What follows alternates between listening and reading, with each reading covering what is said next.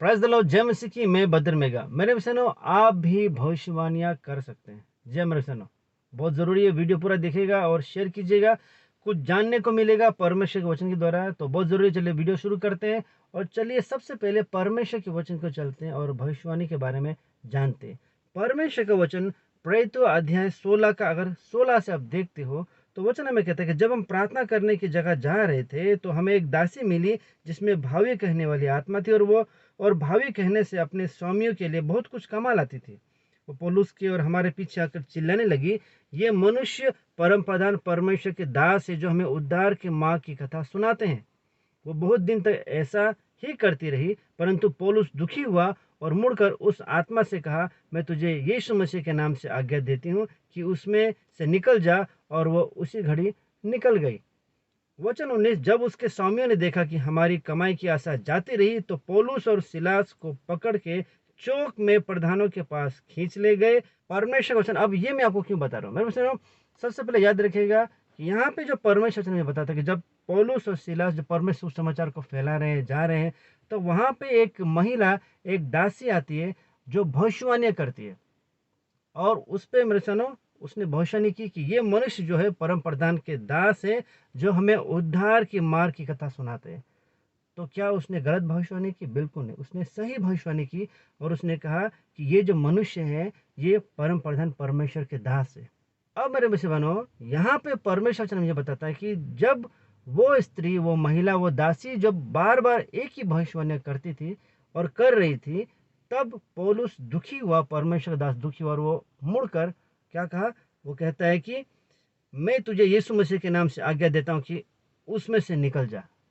तो मेरे बहनों, यहाँ पे जो वो महिला, जो दासी जो थी, वो सही भविष्यवाणी कर रही थी, लेकिन वो बार बार एक ही भविष्यवाणी कर रही थी, और उसकी वजह से पौलुस जो है दुखी हुआ। तो यहाँ पे एक बात आपको जानना बहुत जरूरी है कि जो भविष्यवाणी या जो भविष्यवाणियाँ होती है, और उस भविष्यवाणी के द्वारा अगर आपके जीवन में, आपके आत्मिक जीवन में ठेस पहुंचता है, याद रखिएगा, जो भविष्यवाणियों के द्वारा अगर कोई भविष्यवाणी करता है आपके लिए, और उस भविष्यवाणी के द्वारा अगर आपका आत्मिक जीवन में ठेस पहुंचती है, या आपके जीवन, आत्मिक जीवन में ठेस पहुंचता है, और आप बैकस्लाइड होते हो, या आपका आत्मिक जीवन खराब हो जाता है, और आप इतने उदास, इतने दुखी हो जाते हो, जिसके द्वारा जो है आपका आत्मिक जीवन गड़बड़ा जाता है, हिल जाता है, या आप सही ट्रैक से अलग हो जाते हो, तो वो परमेश्वर की ओर से बिल्कुल नहीं। भले वो, आप देख सकते हो, भले वो महिला जो है वो दासी थी, बार बार एक ही बात को कह रही थी, और उसके एक ही बात को बार बार कहने से वो क्या करना चाहती थी? वो डिस्करेज करना चाहती थी परमेश्वर के दास को।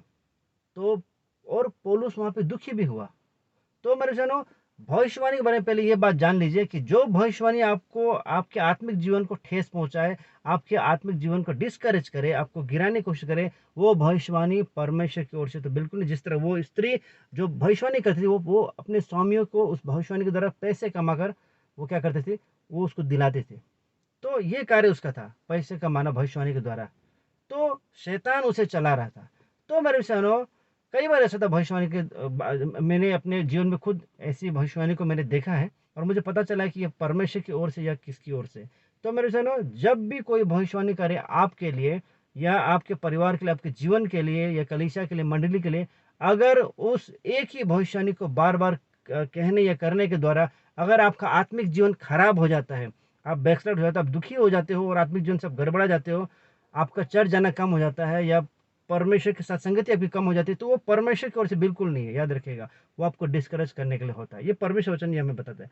अब जैसे अपने धर्म में देखा कि आप भी भविष्यवाणी कर सकते हैं, बिल्कुल कर सकते हैं, लेकिन अगर वो भविष्यवाणी, याद रखिएगा, जो आप कर रहे हैं वो आप अपने ही मन से कर रहे हैं तो वो गलत है, या अपने ही आप बना के कर रहे हैं तो गलत है, या किसी के पास्ट को आप जानते हैं, उसको पास्ट को पकड़ कर बोल रहे हैं तो वो गलत है। याद रखिएगा, ये परमेश्वर की ओर से एक दान है जो परमेश्वर देता है अपने विश्वासियों को।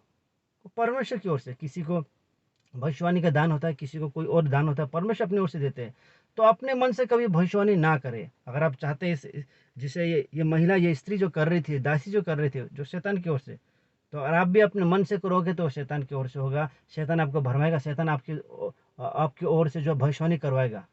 तो भविष्यवाणी जब भी हो तो ये बात आपको जांचना टटोलना जरूरी है कि अगर कोई भविष्यवाणी के द्वारा अगर आपका आत्मिक जीवन खराब हो जाता है, आप बैकस्लाइड हो जाते हो, गिर जाते हो, आपका चर्च जाना कम हो जाता है, आपका संगति जो है परमेश्वर के साथ कम हो जाता है, तो वो बिल्कुल परमेश्वर की ओर से नहीं, क्योंकि वचन साफ कहता है कि यहाँ पे पौलुस भी दुखी हुआ, वो एक ही भविष्यवाणी बार बार कहने के द्वारा। और एक गलत स्पिरिट भी होता है जो भविष्यवाणी करवाता है।